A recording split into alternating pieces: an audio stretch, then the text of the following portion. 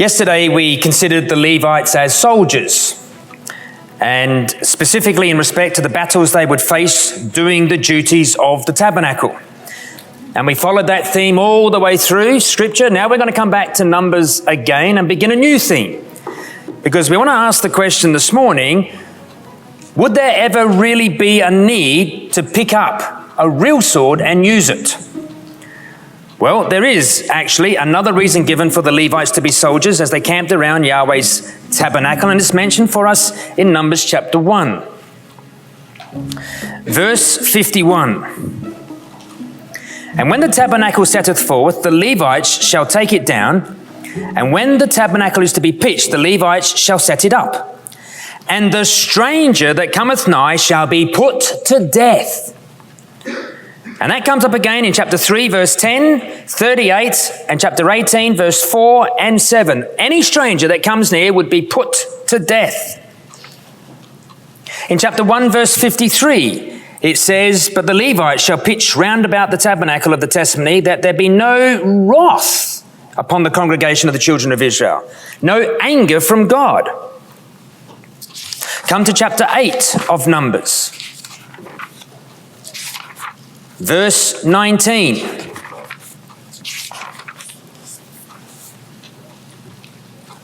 And I have given the Levites as a gift to Aaron and to his sons from among the children of Israel to do the service of the children of Israel in the tabernacle of the congregation, and to make an atonement for the children of Israel, that there be no plague among the children of Israel when the children of Israel come nigh to the sanctuary. No plague, no anger, no wrath from God.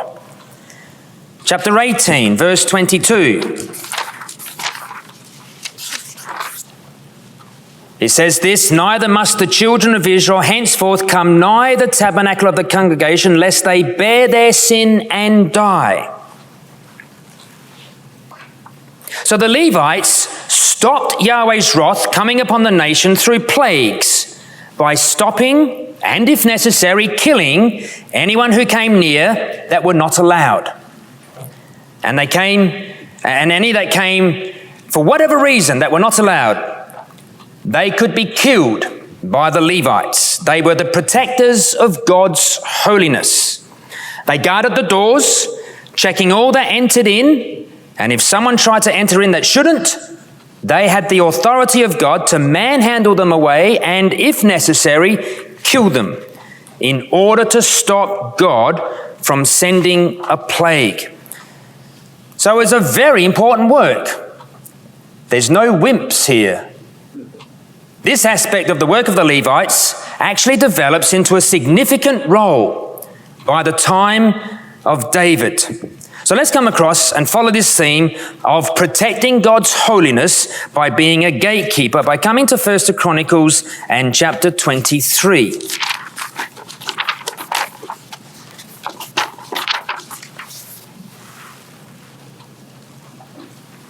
So in 1 Chronicles 23, we read about David organizing the Levites into their various roles. And you can see in verse 3 that David had at his disposal 38,000 Levites from 30 years old and upwards. Now the Levites numbered from the age of 30 years and upward, and their number by the polls was 38,000. And he divides them all up. And in verse 4, he had 24,000 to do all the servile work. And in verse 4, he had 6,000 to be officers and judges. And we'll be looking at that role of the Levites in study 5. But then in verse 5, just note this. In verse 5, 4,000 were porters. That is, a gatekeeper. That's 1,000 per each side of the temple. And in verse 5, we also see that there were 4,000 singers. And these actually were more than just singers. They were there to praise and thank Yahweh and to teach Israel to do the same by putting words into song that taught. They were singing teachers.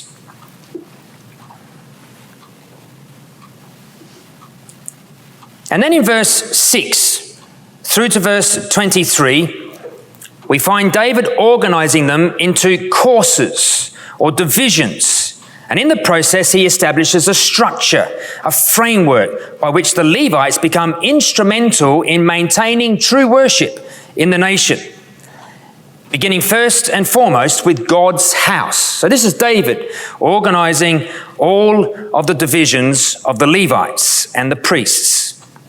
So the way that happens is that from chapter 24 through to chapter 26, we get this breakdown of the ordering of the Levites.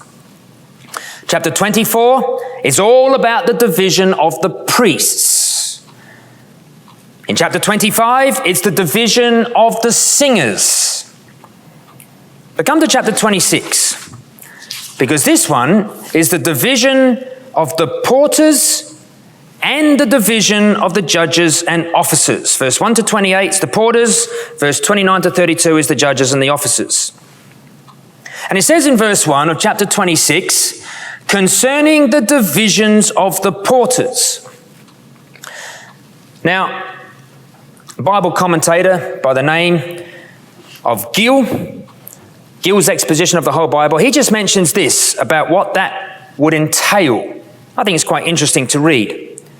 The porters, or he says, the doorkeepers, whose business it was to open and shut the doors of the temple, to keep all impure and improper persons from entering in, and to keep any vessels from being carried out, and to prevent tumults and riots around it. So all those precious things inside the temple were to be protected, not to be stolen. And people that were impure were to be withholden from entering in. That was the role of the porters. Now I want you to notice who they were in chapter 26. In verse 1 to 9, we find out of the Korahites was Meshelemiah, the son of Korah, of the sons of Asaph. And the number of that group, we find, was 75 persons in verse 1 to 9. So from the family of Korah. In verse 10 and 11, we have Hosah of the children of Merari. Another division of the Levites, the family of Merari, 18. So put that together, you have 93 who are the leaders of all the porters. Notice where the greater number comes from. Comes from the line of Korah. Now that's not insignificant, brothers and sisters. These sons of Korah, you remember, did not stand with their father Korah when he defiantly stood in the door of his own tent. Now you just picture that scene. Go back in your mind to that scene in number 16. Because there was Dathan. Okay, and he stood in the door of his own tent, defiant, arrogant, and with him was all his children. And there was Abiram sitting in the door of his tent, arms crossed, defiant, arrogant, and with him all his children. And there was Korah standing in the door of his own tent, defiant, arrogant, and alone. You've never seen anything like it, brothers and sisters. And the sons of Korah made a bold, clear statement on that day that they would maintain faithfulness, that they would remain faithful to Yahweh's house, to Yahweh's tent, whatever the cost, even if it meant losing Dad. So here they are, years later, in the time of David, still faithfully protecting Yahweh's house. Now, one of them is named Obed-Edom in verse 4. This is the same Obed-Edom that's recorded as taking care of the ark, you remember. The ark went into the house of Obed-Edom. We're introduced to him in 1 Chronicles chapter 13. Remember, after the tragedy of Uzzah, he went into his house for 3 months. Why? Well, in 1 Chronicles 15 and verse 18, he's called a porter. In fact, in verse 24, he's called a doorkeeper for the ark. So this isn't just a role as a doorkeeper looking after doors. The doorkeepers were also to stop anyone from looking inside the ark. And so they had 2 in front of the ark, and they had 2 behind the ark. Why would you need doorkeepers on the ark? Well, you remember something happened some years ago where people did look inside the ark and 50,000 died. There was no one being a doorkeeper for the ark on that occasion. It had happened before. And so these doorkeepers had a very important role. And on that occasion back then, they were smitten with that plague because no one was protecting Yahweh's holiness. Well, now there's 4 of them, and one of them was called Obed-Edom. And God, of course, blessed him greatly for his faithfulness and his role as a doorkeeper. And how did God bless him? Well, if you come into 1 Chronicles 26 here and verse 4 and 5, God blessed him in verse 5. Amiel the 6th, Issachar the 7th, Pilthai the 8th, for God blessed him. How did God bless him? Well, by giving him more gatekeepers in the family. 8 sons in all. And of course, they went on to have sons too. All of the family of Obed-Edom, we're told in verse 8, was 62. But I want you to look at the qualities of these gatekeepers. We said there are no wimps here. Look at the language. Verse 6, they're called mighty men of valor. Verse 7, they're called strong men. Verse 8, they're called able men for strength. Verse 9, strong men. You didn't mess with these fellas. They were strong, not just physically, brothers and sisters, which is obviously something they had to be able to manhandle people, and we'll see a case of this later on, but they also had to have strength of character. Strength of character by which they remained true to their God. They were following their forefathers, weren't they? The sons of Korah, the first in the line of the sons of Korah, who were noted for being dependable when things were crashing down around them. They were strong in the face of immense pressure, and it was enormous pressure that they would have had from their dad to stand aside. And they resisted it because they were strong back then, and they're still strong here. And they wouldn't be moved even when Dad set up an alternate tabernacle, as we know he did. And God said, that's the sort of people I need to guard my tabernacle, guard its doors, guard its furniture, protect my holiness, and in so doing, protect the ecclesia. People that don't wilt under the hot sun of trials, but soldier on. Now, David took these men and made them the chief over all the porters. So as we said, there were 93 chief men, and they were responsible for all the gates. And they had at their disposal 4,000 of the Levites to assist them. So verse 13 to 19 shows the division of all the gates. And of course, David introduced lots of gates. He wanted access for everyone to come to the temple. So I'll just put it on a slide here. You'll see. Then in verse 4, we have a description of the east gate. And the east gate, we're told in verse 17, which is the main gate, had 6 guards on the main gate. In verse 14, we're told about the north gate. The north gate, headed up by Zechariah, Meshelemiah's son. It went on to be later called the Terry Gate. They had 4 guards on that gate. On the south gate, in verse 15, was Obed-Edom. This particular gate had 4 guards, but then it also had 4 guards, 2 at the front, 2 at the back, at a place called the House of a Suppum. The word Suppum means the gatherings or the collections. So when they brought the tithes and all those things that came up, they were stored in the treasure house Well, you'd want guards on that, wouldn't you?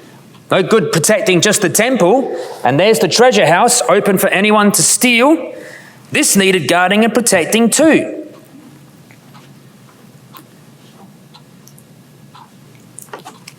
And then we have finally on the west gate, in verse 16, Hosah, 4 guards at the gate to the main highway, and 2 guards at the gate Parba, the gate that led to the suburbs. 24 guards in total around this temple. David's setting all this up. He never gets to see the temple, does he? That was built in Solomon's day. But David's vision was to have doors everywhere. Everyone is invited to Yahweh's house. But the conditions for entry have not changed. These Levites were posted to make sure God's holiness was honoured. They appear to have been on a rotation basis every 7 days. You get that from chapter 9 of 1 Chronicles and verse 25. We'll be coming to that a bit later. But it's hard work, brothers and sisters. Standing there, focused and alert all day, sun, rain, whatever the weather. You had to stay focused, but you had to remember this is extremely important work. You never were allowed to let your guard down for a moment. And the reason you were willing to do this was because you loved the temple. You loved Yahweh. You loved His holiness. That's why you wanted to protect it. Do you have a love for Yahweh's house, brothers and sisters, that would enable you to be relied on to stand guard as a doorkeeper? Particularly in this age, in the Western world, when there is just so much more exciting things to do than to tediously stand watching over the things of Yahweh? Well, let's take a lesson, brothers and sisters, out of the life of one of those sons of Korah as recorded in Psalm 84. Come over to Psalm 84. It's written around this time, most likely, or possibly in the times of Solomon. And we know that it's a favourite psalm of many. It's written by one of the sons of Korah. We don't know his name, but that's not important, you see. What we want to see in this psalm, brothers and sisters, his love for God's house is what's seen as important. It's not an academic sense that he's standing guard. It's not a ritualistic sense. It's because he knows that's where Yahweh can be found. He knows that's where Yahweh's character can be seen. And in this psalm, that makes him happy. In fact, the theme of this psalm is about being happy in regards to Yahweh's house. So Psalm 84 could be divided into 3 sections, all centered around this idea of the word happy or blessed. Verse 1 to 4, happy are those who dwell in Yahweh's house. In verse 5 to 8, happy are those who journey to Yahweh's house. Verse 9 to 12, happy are those who build their life on Yahweh.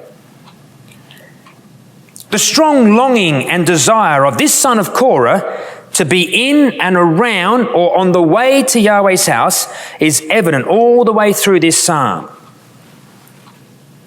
Have a look at verse 1. How amiable are thy tabernacles, O Yahweh of hosts. This word amiable, it means a serious longing for, an aching, a burning desire to be in Yahweh's house. In verse 2, my soul longeth, yea, even fainteth for the courts of Yahweh. My heart and my flesh crieth out for the living God.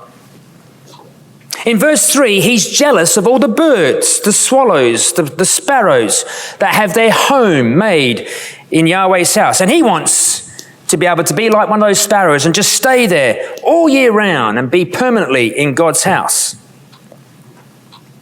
Verse 5, blessed is the man whose strength is in thee, in whose heart are the ways of them.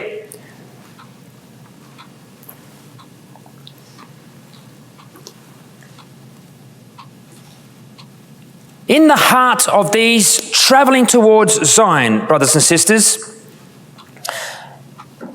verse 5 is talking about the desire of those who are on the way to Zion. You'll see in verse 7, they go from strength to strength, every one of them in Zion. So the them of verse 5, which is in italics, it's really linking you to them that are in Zion.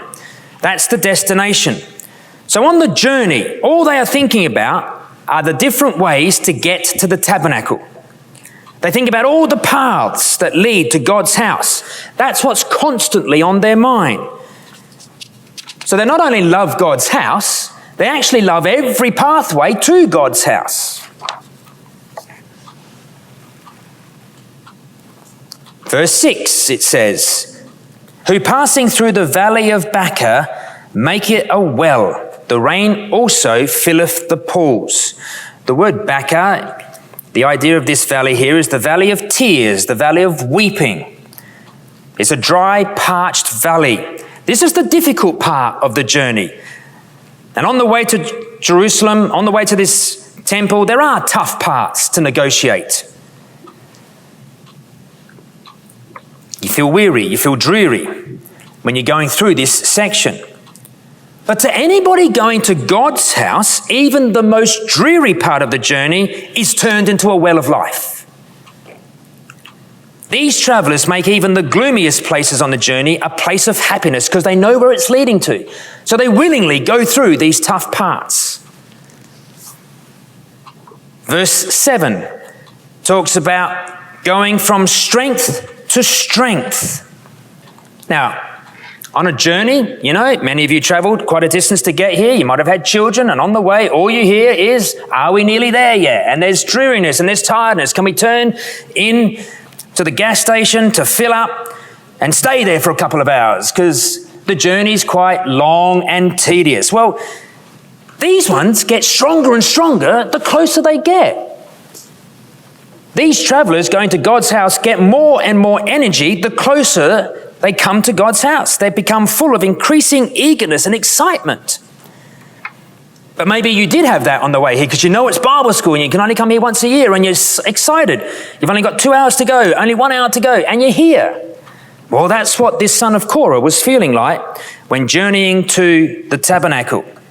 And then we come to verse 10, and this is probably the verse that you know so well. For a day in thy courts is better than 1,000. Now, there's two ways of reading that, but I think they actually both have the same meaning. It may be that the idea is one day in God's house is 1,000 times better than a day anywhere else. That's true, isn't it? Or it could be that one day in God's house is better than 1,000 days spent anywhere else. It doesn't matter. The point is being made. One day was more than enough than 1,000 days somewhere else. There was no comparison.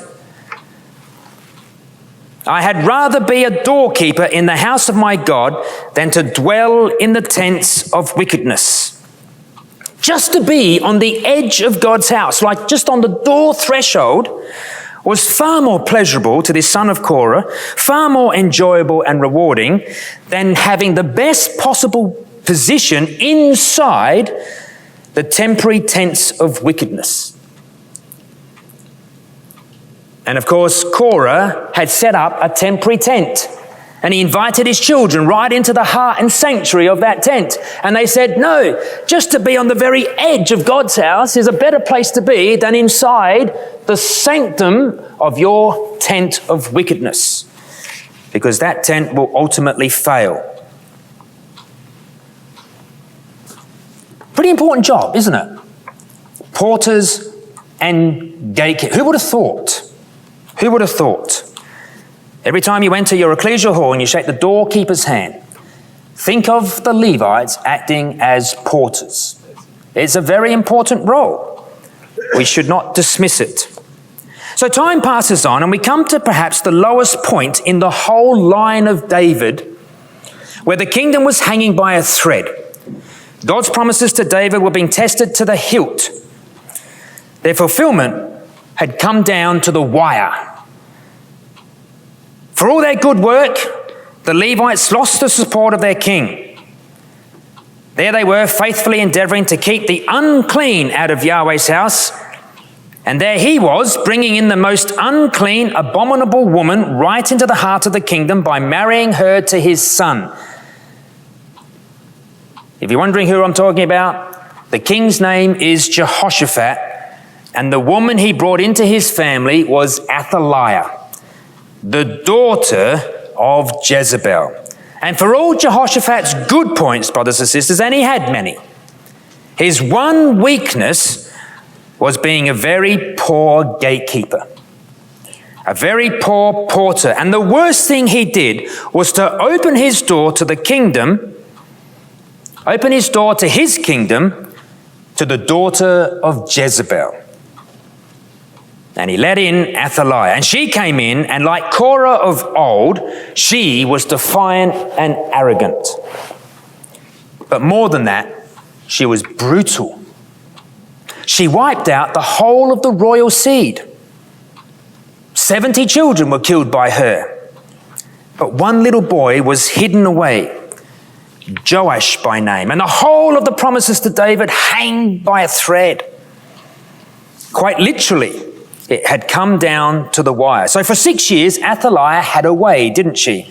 She's the sole female monarch to have the kingdom as the sole monarchy by a woman. Very low point in Israel's history. But when the time came, the faithful Jehoiada thought it was the right time to reveal the boy king and to secure the throne for him and to depose Athaliah. When that time came, who did he rely on? Well, he had two sources, brothers and sisters. There are two records concerning this account. One's in the King's record, 2 Kings chapter 11, and there's one in the Chronicles record. In the 2 Kings record, we find that Jehoiada relied on the royal bodyguard. In 2 Kings 11 verse 4, we won't turn back there, it says, the rulers over hundreds with the captains and the guard. The captains and the guard. Now the captains were the royal bodyguards. They were from the army. So the captains and the guard. Who were the guard, brothers and sisters? Well, I'm going to suggest to you that in 2 Chronicles 23, we get told that that guard was the Levitical temple guard. And so come to 2 Chronicles 23, and we find more details about how this Levitical guard helped the army, the bodyguards, the royal bodyguards of the king, combine together to bring about a resolution to this horrible problem. 2 Kings 23. So we read in verse 2,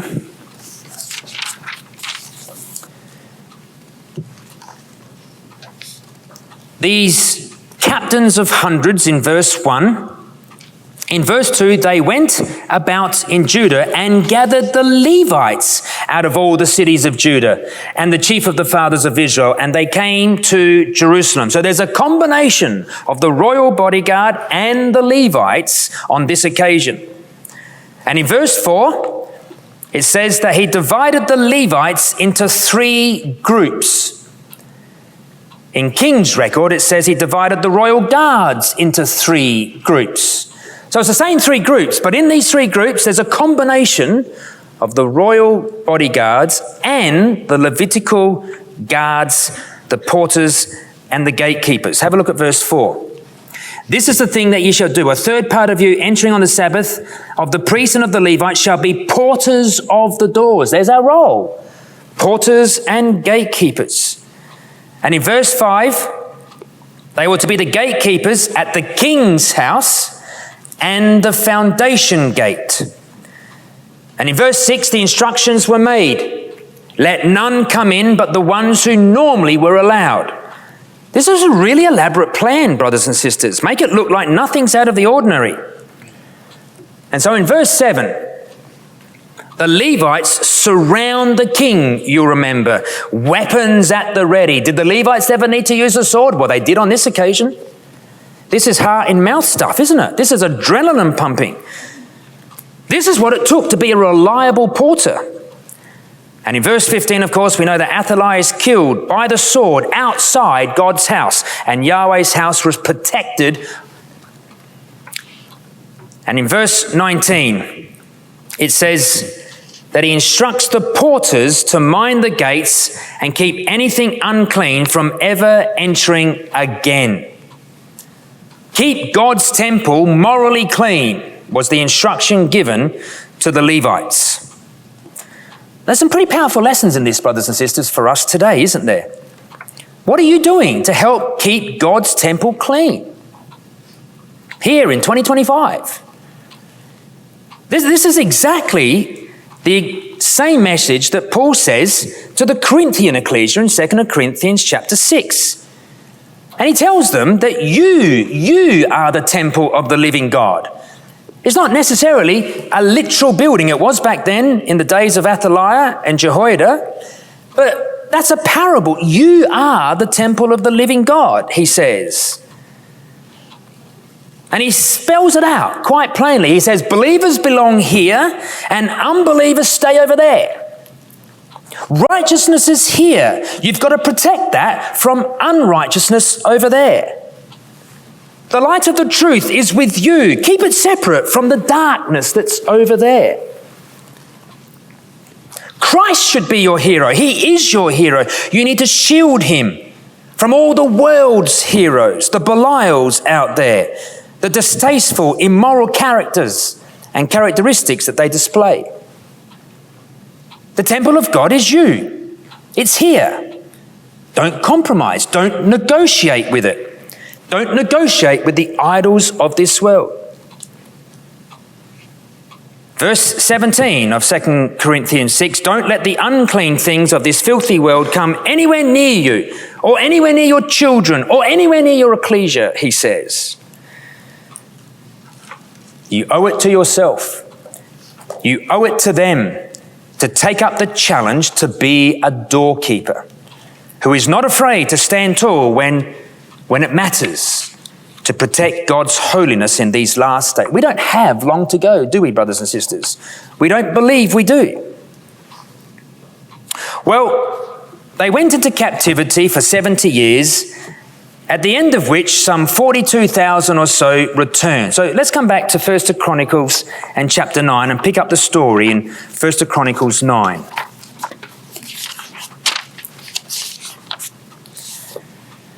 Now, this is just a suggestion. You might have something different on this, but I'm going to suggest that Chronicles was written by Ezra. I think there's enough information to suggest that. And the one objective that Ezra is writing Chronicles is to inspire Levites to return and help with the new temple. So there's a main focus on Levite work all through Chronicles. We saw that in 2 Chronicles 23 with the emphasis on the Levitical guard, whereas Kings talked about the royal bodyguard. Chronicles didn't mention the royal bodyguard. The focus is on Levites. So come to chapter 9 of 1 Chronicles. Now, chapter 9 clearly is written after the return, because it's about the return from Babylon in verse 1. So all Israel were reckoned by genealogies, and behold, they were written in a book of the kings of Israel and Judah, who were carried away to Babylon for their transgressions. And this is going to record their coming back. So somebody must have known the details of this coming back, which is why we suggest it's probably Ezra. And it can be divided like this. In verse 3 to 9, we get a very small reference to all the children of Israel who came back. It passes over that very quickly. But then in verse 10 to 13, it starts to narrow down, and now he references the priests who came back. 4 verses. But the bulk of the chapter, from verse 14 to 34, is about the Levites who came back.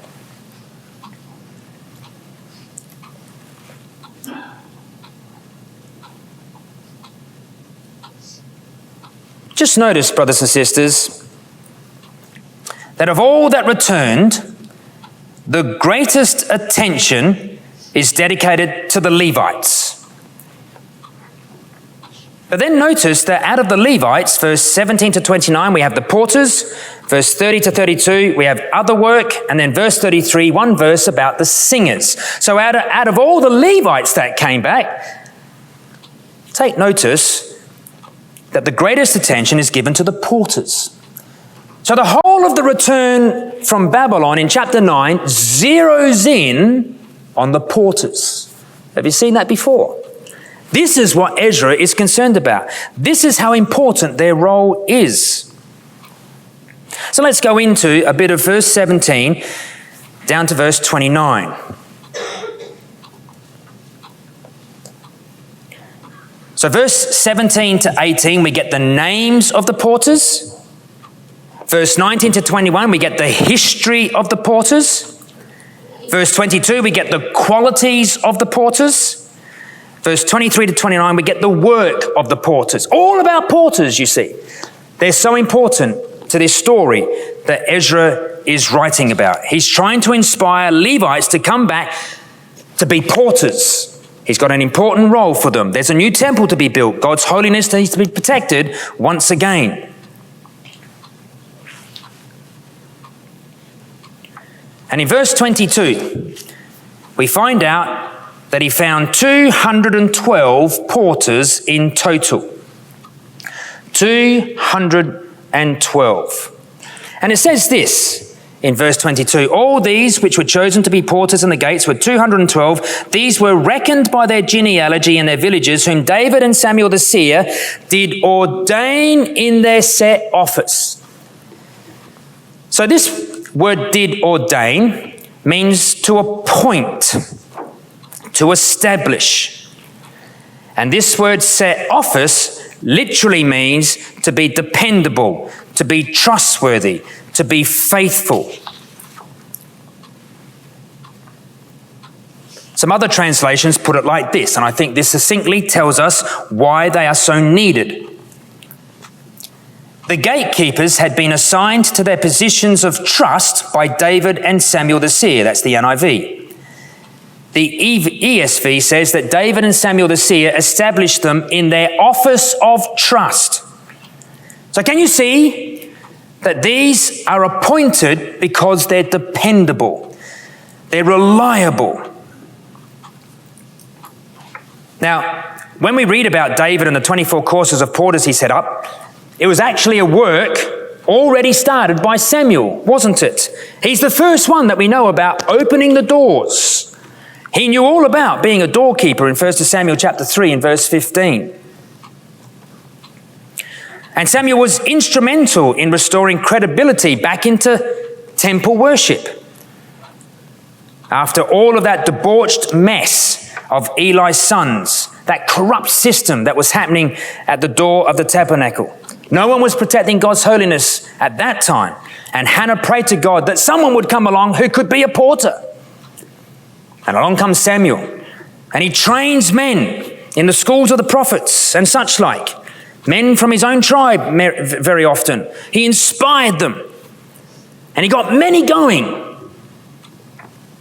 And David comes along sometime later, and he finds no reason to change these men. They were still reliable. They were still men who could be trusted with the most precious of items. And now years have passed, and they've gone into captivity, and they're coming back, and they're still dependable. They're still absolutely reliable. I would suggest colouring that verse in, brothers and sisters. If you want to be a spiritual Levite now and in the future, you need to be dependable.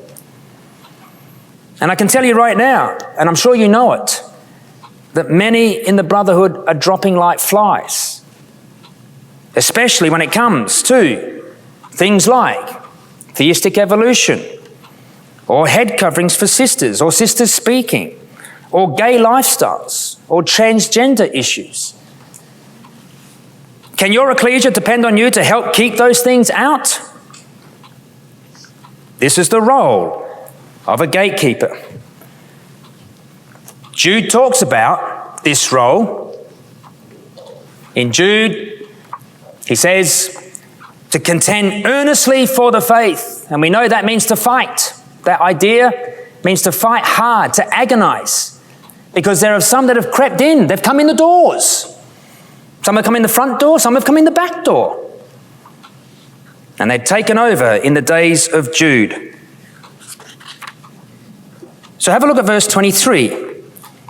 So they and their children had the oversight of the gates of the house of Yahweh, namely the house of the tabernacle by wards. So they had oversight of the gates. That was their responsibility.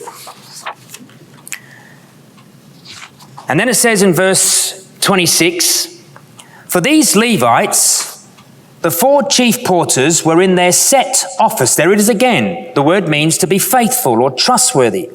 And were over the chambers and treasuries of the house of God. They looked after the treasure house. Remember that house of a suppum? It's still there. It needs to be protected. So what's the best way to protect God's house? Well, verse 27, they lodged round about the house. They slept there. They stayed there. Because the charge was upon them, and the opening thereof every morning pertained to them. Those 4 chief porters never left. They were always on the job. They had help from the other 212 during the daytime, but they stayed there all night.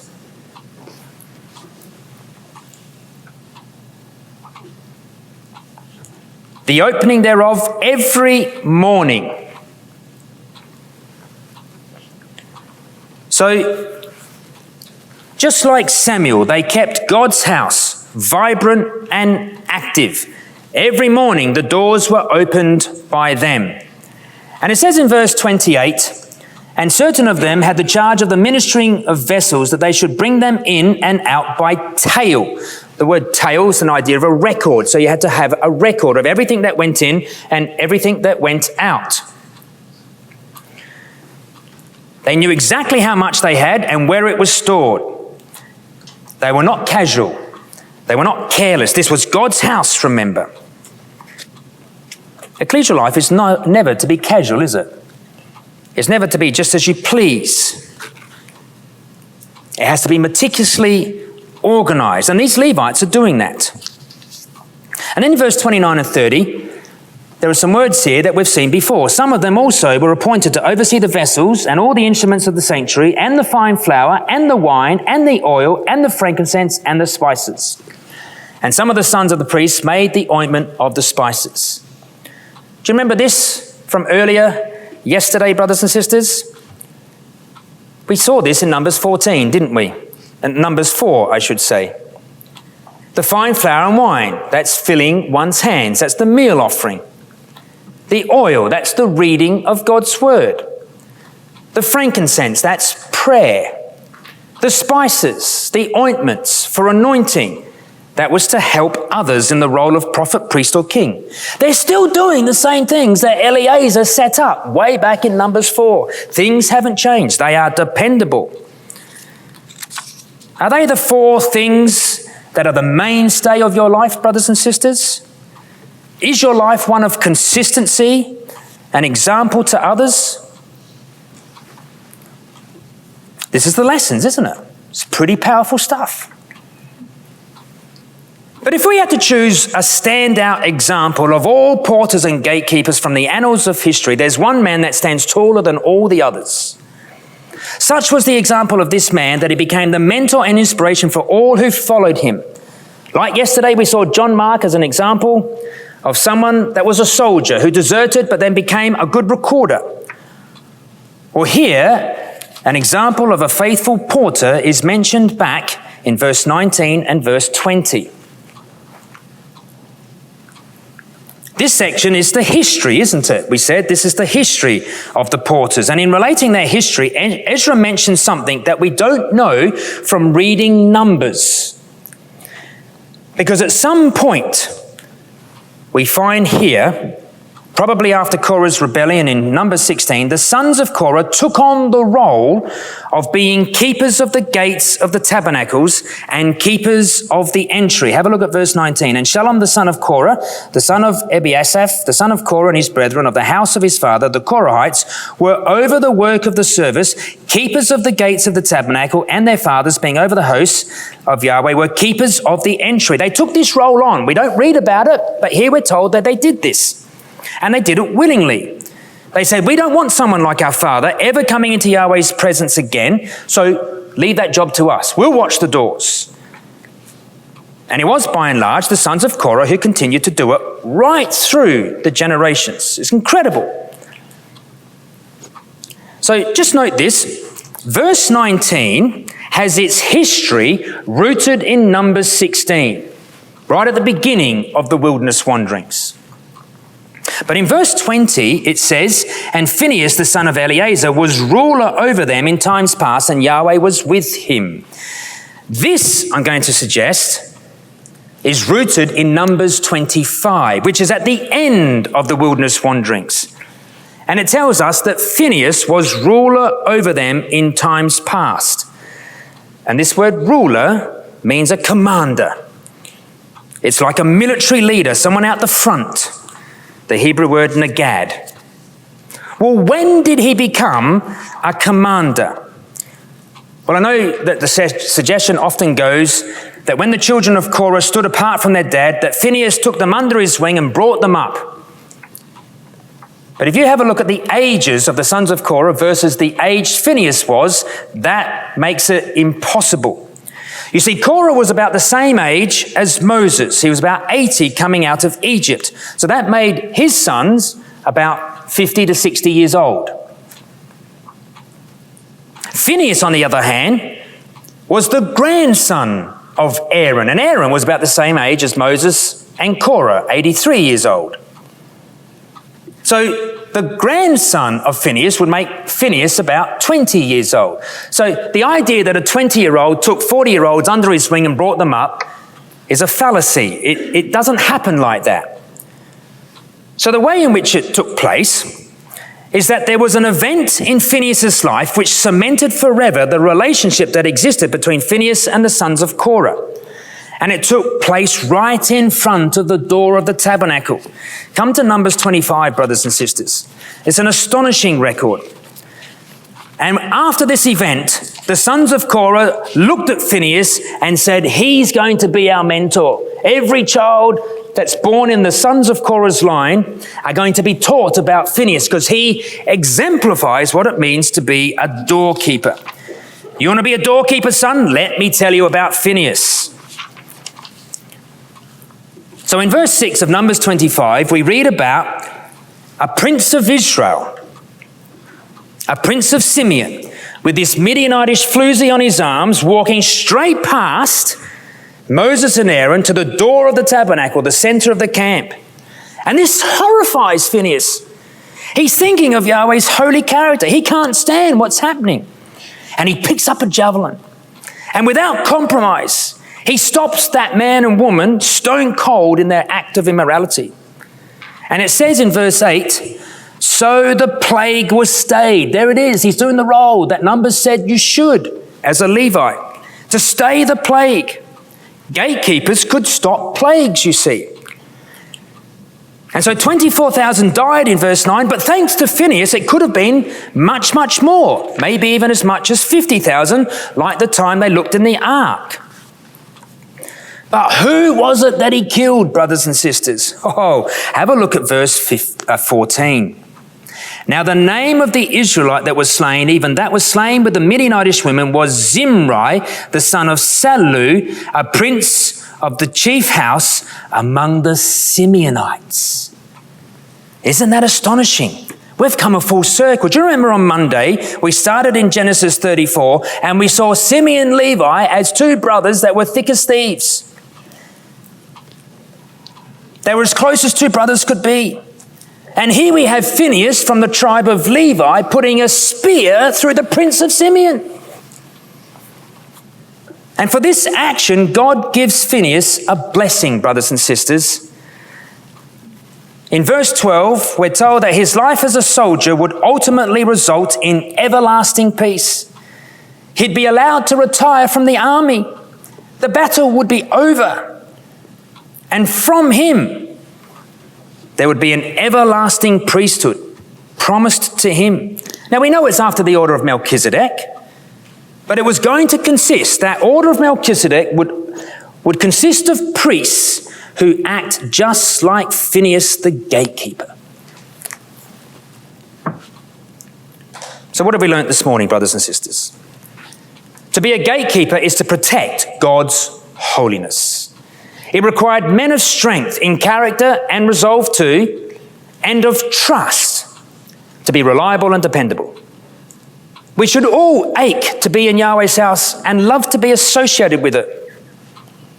As part of the temple of God ourselves, we need to keep things that are unclean out of our families, out of our ecclesias, and out of our own lives, no matter how much the agony and the struggle it might cause.